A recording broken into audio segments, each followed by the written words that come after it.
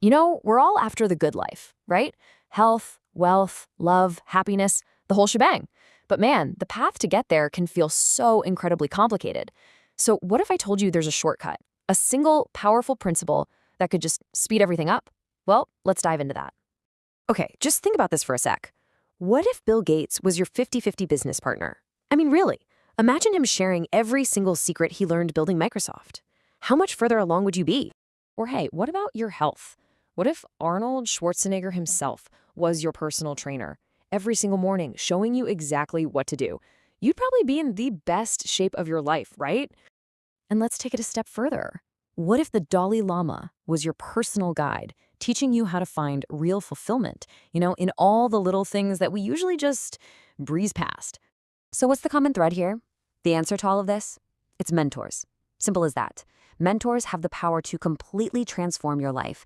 And honestly, it's a tool that most of us just don't use enough. It's so undervalued. Okay, so how do you even start this journey of finding mentors? Well, for the guy whose story we're following, it started with a simple letter, and then it kind of hit rock bottom, ending up on his mom's couch. So check this out. At just 16 years old, Ty Lopez is looking for the design for life, the big answers. So he writes a letter to his grandfather, the smartest guy he knows. But instead of getting a nice, simple answer back, a week later a box shows up with 11 heavy, dusty old books. So fast forward a bit, he's a young adult, he's been traveling, but he kind of forgot about the whole money thing. He ends up totally broke, sleeping on his mom's couch with only $47 to his name. He's feeling like a total failure, right? But then he remembers what his grandfather told him, that you have to seek wisdom outwardly. And in that moment of desperation, he grabs the only thing he can think of to find successful people, the yellow pages from the kitchen. And he just starts looking for business owners. And see, this was the absolute key piece of advice his grandfather gave him. He said, look, the modern world is just way too complicated. He told him, the big myth is that you find all the answers by looking inward. No, the real secret, you have to go outward. You've got to find the wisest people who've ever lived and basically download their mindset, their consciousness. Okay, so if we're supposed to look outward, how do we actually do that? What's the game plan here? Well, it all comes down to this really simple but super powerful framework. It's called the Law of 33%. So here it is, the Law of 33%. Just think about the people you spend your time with. About a third of your time should be with people that you can mentor, because teaching actually helps you learn. Another third should be with your peers, right? People who are on the same level as you, on the same journey. But, and this is the crucial part, the final third, the one that almost everybody messes up, has to be with people who are 10, maybe 20 years ahead of you. These are your mentors. And yeah, they should probably make you feel a little uncomfortable. That's a good sign. That's where the growth is. Now, when you're looking for these mentors, here's a huge mistake to avoid. Don't just find someone who's a little bit better than you.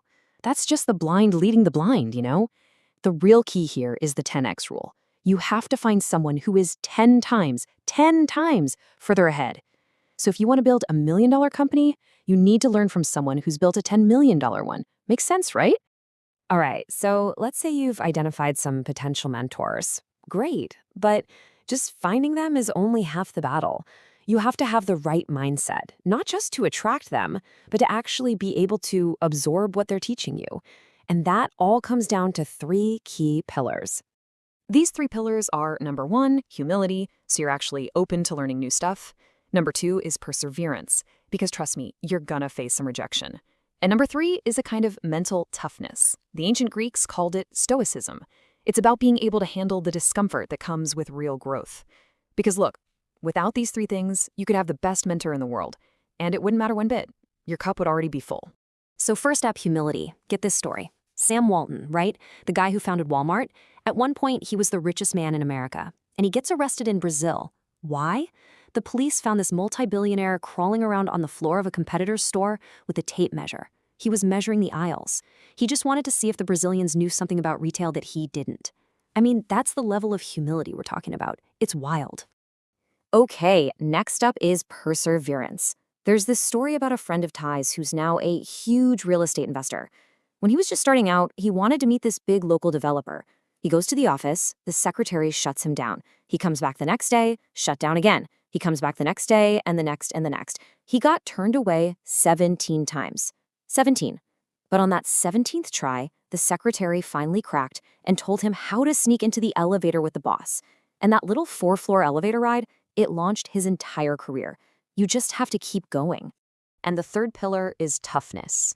You know, there's this old saying that a nation is born stoic and dies Epicurean. What does that mean? Well, a stoic is like an investor. They sacrifice pleasure today for a better future tomorrow. An Epicurean is a consumer. They're all about live for now, you only live once. You have to cultivate that stoic mindset. Choose the hard path now for the big payoff later. So, look, having in-person mentors is incredible, obviously. But what about all the greatest minds in history who aren't around anymore? You know, people like Shakespeare or Aristotle or Gandhi. How do you learn from them? Well, there is a way to make them your mentors, and it's probably the most accessible shortcut to wisdom on the entire planet. I mean, just think about this. Sam Walton built a $60 billion empire, and then he wrote down everything he learned in a book that you can buy for like $5. It is an absolute tragedy that more people don't take advantage of this. The problem is, school teaches us that reading is a chore, something you have to do. We've got to completely rewire our brains about what books really are.